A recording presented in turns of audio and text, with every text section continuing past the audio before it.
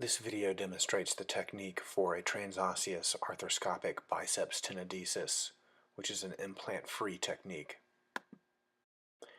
The same anterior lateral portal used to fix the rotator cuff is utilized for instrumentation, and a mid-lateral viewing portal is utilized. A grasper from posteriorly grasps the biceps and brings it back onto tension at the normal physiologic length-tension relationship. The awl is brought in through the same portal, and the two medial entry points are made in the biceps groove. This bone is extremely hard, and there is little concern for soft bone in the majority of patients. The tunneler is introduced after removing the cannula,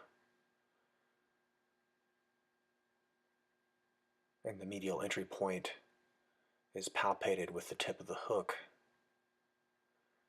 The arm is in slight forward flexion at this phase. The medial entry point is found, and the tip is engaged fully. In this case, an anchor from the previous repair is interfering with the lateral tunnel position. Therefore, the tunneler is twisted above it. The sheath is pulled back to visualize the awl, which is able to skim past the anchor and engage the hook tip for a suture retrieval.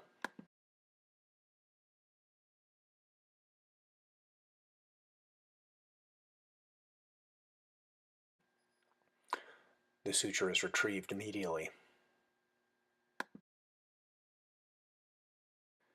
An accessory medial inferior portal is created and localized with a spinal needle, while the doubled suture is brought to the lateral edge of the tendon. A retrograde retrieving device is then introduced while the biceps is on full tension, and the biceps is penetrated above the pectoralis major tendon in the suprapectoral location.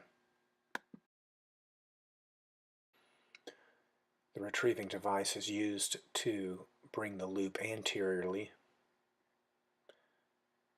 and then a locking loop is performed in the standard fashion, retrieving the lateral sutures, or one limb of the lateral suture, through the loop.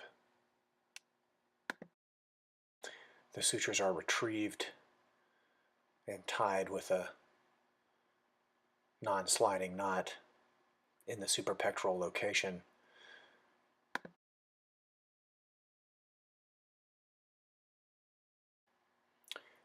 Here the tunneler is introduced again in the inverted fashion, and the medial hole for the tunnel is ascertained.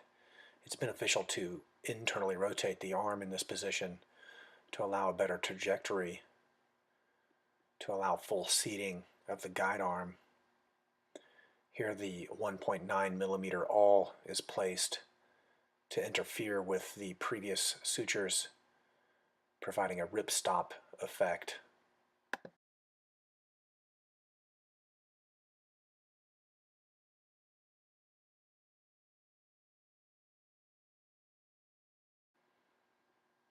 Here the suture is retrieved immediately, and the loop is pulled down into position on the lateral edge of the biceps tendon.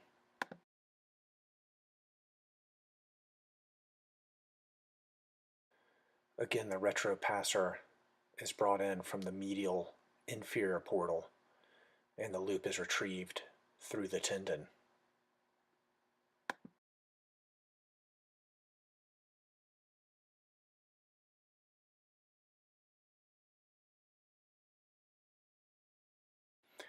A grasper is then introduced through the loop while the biceps is at tension,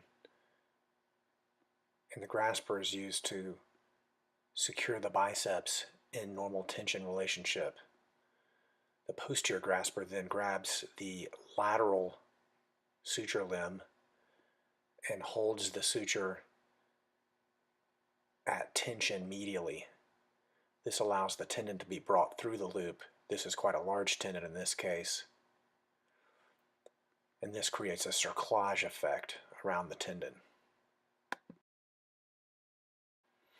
Here the cerclage suture is pulled into position, similar to whip stitching an ACL graft. The retropassing device is then used to grasp through this cerclage loop and retrieve the lateral suture from the tunnel.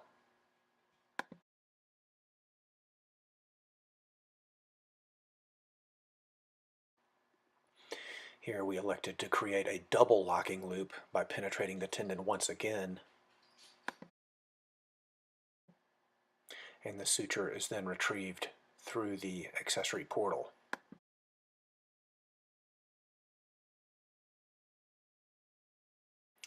The sutures are then tied with the post laterally, and this creates an excellent locking stitch on the soft tissue of the biceps tendon.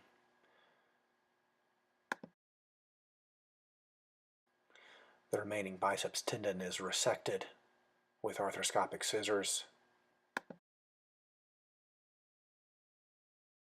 and the tendon ends are annealed with an ablator. Shown is the final construct of the biceps tenodesis and rotator cuff repair in the same case with a 9 fixation point repair.